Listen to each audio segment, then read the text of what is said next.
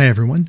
There are a few things on this technical project that might trip you up, so I want to just give a brief little video walkthrough of some of the stuff that we're going to do on this one, to hopefully save you some headaches. Let me know if you have any questions, but first thing is just visually evaluate this image a little bit. Now, a lot of your online students and even the on-campus students may not be familiar with this space, this interior, but this is one of the rooms on the Polytechnic campus. It's a lobby of one of the buildings. It's big, it's got a slanted ceiling on one side, and then it's got all these windows with lots of vertical and horizontal architectural lines in there that's going to make it a good template for us to practice using the adaptive wide angle filter, I should say. So we're going to look at this. Now, like I said, we want to evaluate any image we work with before we start anything, and let's do that now. So first off, looking at this room, the things that you might not be aware of if you haven't been to it physically is that the roof on this side is flat. Like this is a level surface where my cursor is. Hopefully that's showing up okay on the recording, but right here, that's a flat area. It's level. Okay. Now this angle of the roof or the ceiling on the interior here is slanted. So tall end of the building over here on this side, short end of the building over here on this side. Okay. Now that doesn't matter too much for this assignment, but just so you kind of get a better feel of it, this is a stitched image already with many stitched images together. And so there's a lot of extreme distortion. Okay. So I just wanted to point that out visually so that you kind of know what you're looking for. Now back here, you see out the windows, there's the horizon. You see the trees and everything in the background. That is the horizon, you know, off in the far distance, and it is horizontal, as the name implies, right? Now in this space, whenever you're using, I guess not just this space, but whenever you're using the adaptive wide angle filter, it's important to be aware of the fact that distortion and perspective exists naturally in our own vision. Even if we don't have this extreme distortion when we look at a space, there's still some perspective that takes place. That said, if you look at a building, any building, and you look at it from an angle, you know, from a corner, from a side, it's always going to have slanted lines. That's natural. We don't want to eliminate slanted lines in this space. We want to eliminate curves and distortion that's unappealing or that's unproductive. Okay. So the only actual horizontal line in this, even though the builders built it with horizontal planes, we're not looking at it straight on. The photo isn't taken from straight on. So there shouldn't be any horizontal lines in this when you're done, except for the actual horizon. Now, vertical distortion, that one is going to look a lot more natural to correct. So that's what we're going to look at, these vertical lines throughout, okay? So when I talk about constraints here in a minute, be sure that you're not putting any horizontal constraints on anything except for the horizon, right? So that's the number one thing to help you. Second is we want to work non-destructively anytime we're working, and so we're going to do that by making this a smart object. So as you practice on TP5, we're going to go ahead here, right-click on the layer, convert to smart object. We could likewise just go to filter and say convert for smart filters, but we're already done. So that's what's grayed out now. And we're going to go to adaptive wide angle. If we don't make it a smart filter first, then it's going to not let us come back and make changes, and it's going to change the pixels themselves, not just put a filter over it. All right. So first thing we notice is that there's some correction already being applied, and instead of being really slanted, it becomes really bowed. It's got a bulge to it. Anyway, we want to make sure that we fix that. So all these curved lines, that's what we're getting rid of, is the curves. They're coming from Photoshop knowing what camera this was taken with and what lens and how many pictures went into it. Down in the bottom left, you can see down there the camera model and lens that was used, and Photoshop did the original panoramic stitch, so it knows how much distortion it introduced. And we get this based on the default panoramic correction. That's what we get. And that's the correct correction to use here. It'll default to it if it knows. Sometimes you may need to pick one from the list, but most of the time it'll get it, especially if it's the one that did the stitch to begin with. All right. So step 2, you should know this already from watching the videos and stuff, but we want to add constraints to the image. So constraints are over here on the left. We have the constraint tool and the polygon constraint tool. We'll use mainly the regular constraint tool. And to add a constraint, we just click once and we click again, and it's going to make that a straight line. Now I chose the horizon in the background just to point out that it's not level when we just simply add a constraint. What we have to do is go about it a little bit different way. We can, one, make the constraint and then hold down Shift and our cursor turns into an eyedropper, and we can click on that, and Photoshop levels it out. It makes it a horizontal constraint, not just a plain straight constraint. All right, so that's the first thing. Make sure we're going to get a horizontal horizon. That's an important thing to do. And I think I'm a little bit off, so I can grab the corner of that and let's drag it down to where the horizon actually is right there, and it'll re-level it. Okay, so we can tweak this as we go, and that's fine. All right, now I'm going to add some vertical constraints a different way, but just so you know, you can do the same thing with the horizontal constraints. We can just click and drag, or to save ourselves the hassle of making a constraint, then changing it to vertical or horizontal, just hold down Shift when you start. And I'm going to choose this center point here. I'm going to click and drag and see how my line is magenta right now. That's telling me that it's going to come out as a vertical constraint. So if I click again, there we go. It puts in a vertical constraint, and that is perfectly straight and straight up and down. All right, so I'll just go through here, and I'm going to add Shift to my click and drag that down here. And there's a little preview over on the right-hand side. You can see the top right over there. It's actually hidden behind my camera, but right there underneath me, you'll see it on your screen. There's a little window there that shows a close-up view of where your cursor is. So we want to just line that up with the features of the building. And I know that this vertical column, it goes down below where that table is, so it's okay for me to just go ahead and put it where the table is. I don't need to see the pixels to know what's underneath. And I'll just go through the rest of this building. And again, I'll just click without holding down Shift just to show you again. But see how the cyan constraint shows up? It'll straighten it, but it won't level it. So again, I'll just press Shift to swap that to a actual vertical.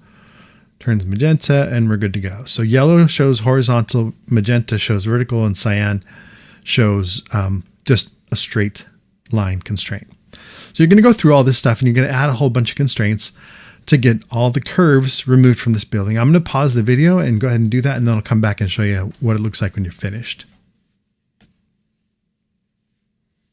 Maybe if I can find the pause button. Okay, I think I am recording again.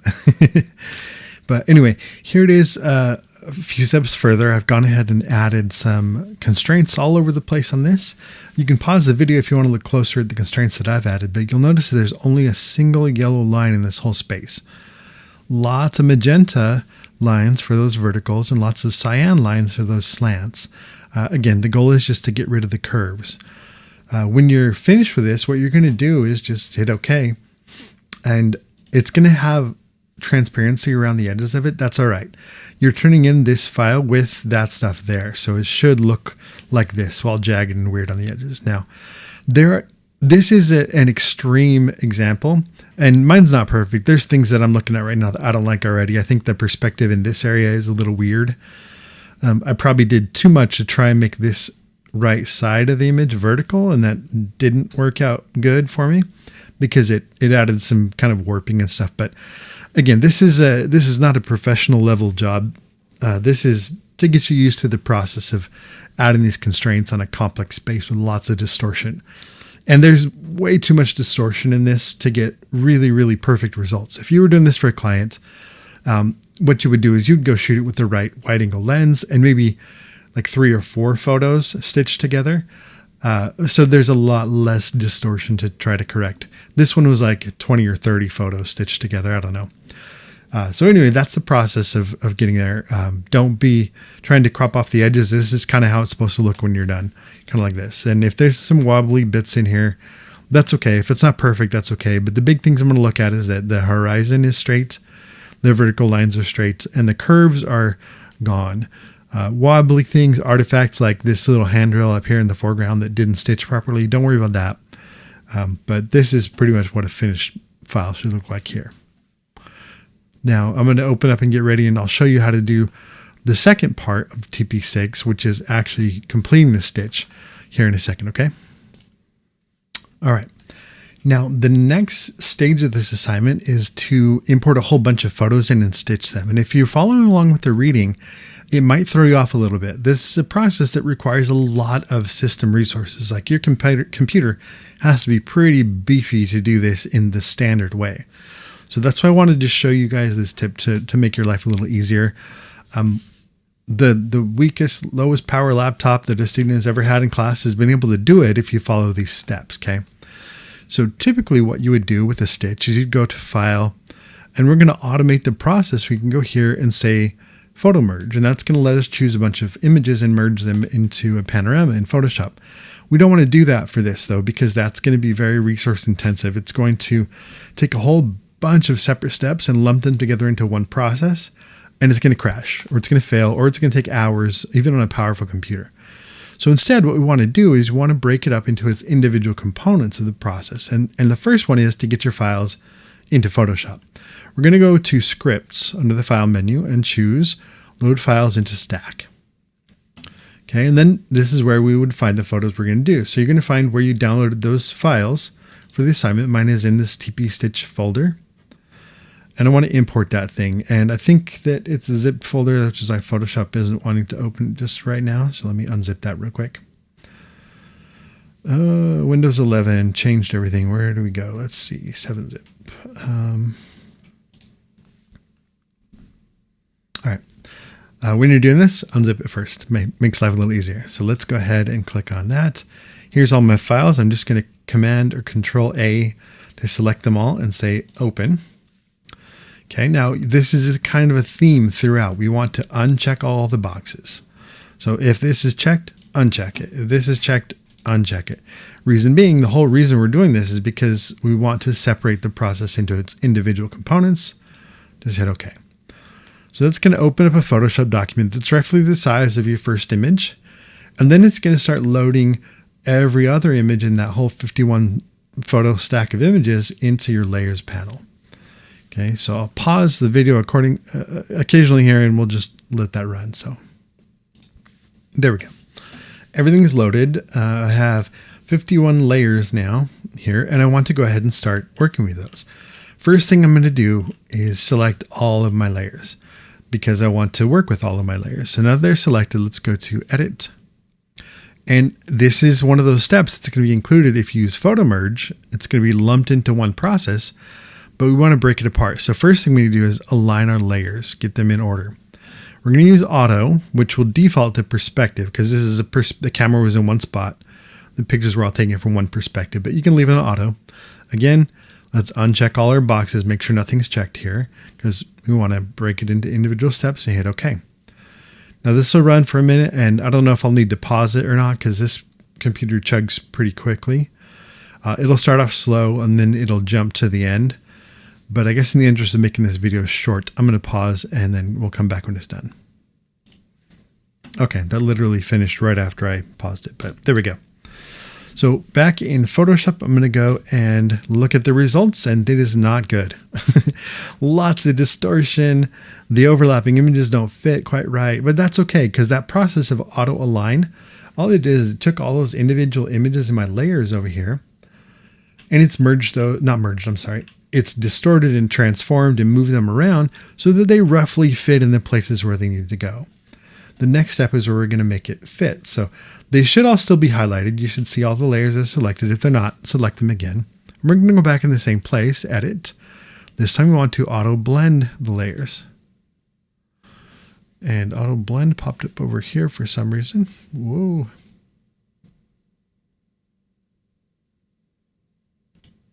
Okay, never mind. It's over here. I would not make it as a Twitch streamer. So there we go. We want to do a panorama. Stack images is something else that's you can get into a little bit on the extra credit assignment if you want to do the extra credit this week. Okay, but we do want to check this box, seamless tones and colors. That's the first one we want to check because that's the whole point of blending this is so we get the seamless tones and colors, not the weird overlaps. Do uncheck content or fill because that's a separate step. You notice there's a whole lot of empty space around the edges of this. If we try to content overfill all of that, it's going to not turn out good. So make sure that's unchecked. Do check seamless tones and colors. Hit OK. Then Photoshop will look at the images and see where they match, where they don't. Your processing time on this will vary a bit. This one went pretty quick for me. But you look in the layers panel and see that there are now layer masks on each of these. And if I just alt click on a mask, you can see that some of these layers, they didn't contribute a whole lot to the thing. You know, there's just a few pixels that actually made it they made the cut because there's a lot of overlap between all these images. But the end result is that we get an image that now it looks like a continuous image, right? It's distorted, yes, but that's another process. The goal is to get the images seamlessly merged together. And some of your computers, you may see little hairlines in there. Those are just artifacts. They won't be part of the actual image. But from here, the next step is to do something that's actually destructive. We want to work with smart objects and layer masks and things like that whenever we can. But for some things, we don't need it. I'm never going to go back and edit all of these individual masks. Like the reason I had Photoshop do it is because I don't want to mess with that. So I am going to merge all of this stuff now. So right click on any of the layers and we want to choose merge. Let's merge visible. That's going to merge all your layers that are visible. So now we come to this because the next step we want to do is we want to use the adaptive wide angle filter to correct the distortion. And in order for that to work, we have to have all the stuff on a single layer. All right. But that we know we can do non-destructively. So let's convert it to a smart object again. We'll go filter, adaptive wide angle, and we're going to go ahead and notice that first off, that default panorama distortion or correction, it did a good job. We might need to change our scale a little bit so that we can see the whole image. Make sure you're not cutting off the edges to begin with. And then just like the other image, we're going to go through and add some constraints. So look for areas that should be vertical and shift click to add a vertical constraint on those. Like this lamppost there, we know it should be vertical. This building here, we know it should be vertical, and we can kind of project where that corner would go behind the trees. Over here, there's bits and pieces that we know should be vertical. So just go ahead and shift click on those, and you can guess where that corner of the building would go if it went down to that spot. Same thing here. And go through this until you feel like you've got all those vertical lines fixed. Now, you don't have to start with the verticals. You don't have to start with horizontals or anything, but whatever. In this case, we can't see the horizon in the background. And things that are closer, like this foreground, are bigger. Things that are further away are smaller. So we can't trust that this is a horizontal line up here. We don't have any that we know are actually horizontal. So I wouldn't even bother putting a horizontal constraint in there. But you can look at some things that are maybe farther away. This building here in the back, this little part right here, that may be horizontal because it's far enough away that we might not see any perspective in that. So I could shift click on that, put all the horizontal and see if it looks weird. If it does, I'll just undo it. But then we're going to go through and put in some regular constraints to fix those curves. And it's okay to just project out where you think that line should go. We're going to fix that distortion here. And just like the other image, just work your way through getting rid of all those curves, okay? So I'm not going to finish this out. I'm just going to hit OK right now. And you guys take the time to, do a little better than this. But I want to show you the last step because this throws people off sometimes.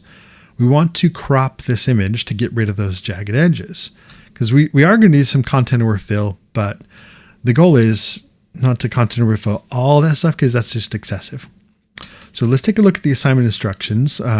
Hopefully on the part 1, you paid attention to what color profile, what dimensions you should use. It says 1400 pixels wide. This one is 1400 pixels tall. Okay. So I'm going to leave this unconstrained right now. I'm not putting anything in my crop tool. I'm just going to crop it based on what's in the image roughly. And I want to try to keep as many good pixels as I can.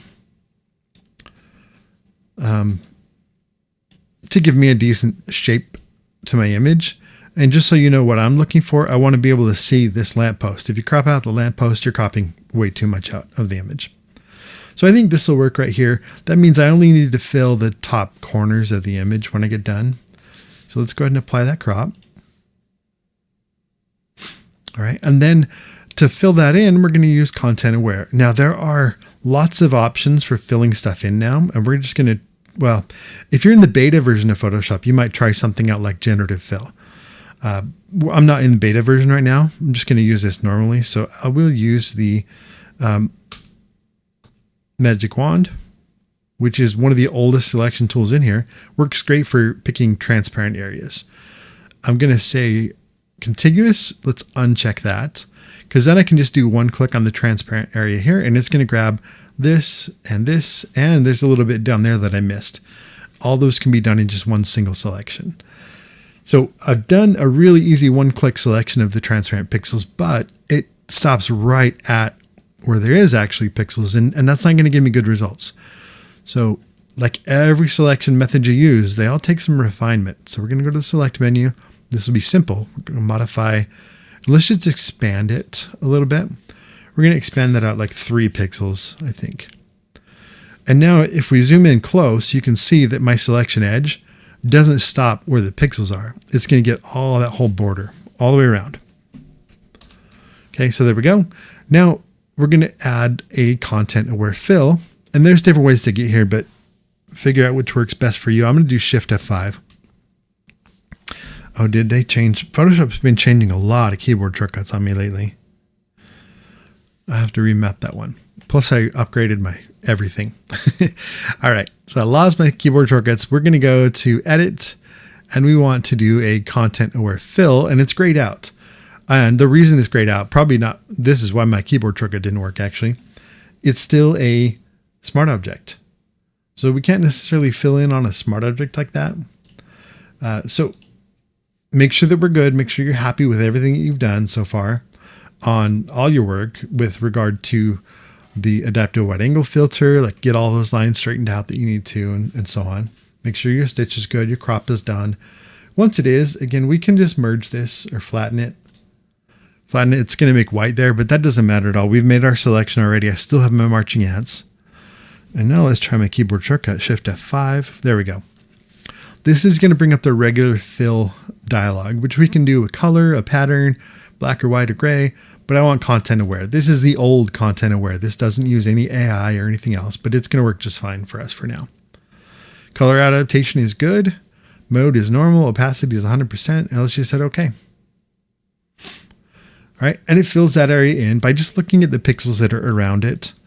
In this case, that made a mistake right there because the pixels that are around it was a bit of this darkening.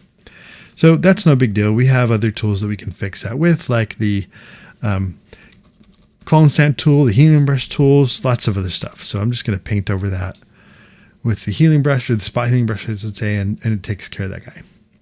So then this is pretty much done. I just need to make sure that I check my image size. So I turn in the proper stuff. Let's go to image size. And we want this to be in pixels. And the assignment says to make it 1400 pixels tall. Make sure this chain link is checked. That's going to make sure you don't distort anything. And for the height, I'm going to put in 1400 pixels. All right, and that's going to resample this down. I don't need to worry about what the width is. It's going to automatically change to what it needs to be right there. Check your color profile, convert your color profile if you need to, whatever else, and you're good to go. Hopefully that helps. And if you have any questions, let me know on Slack.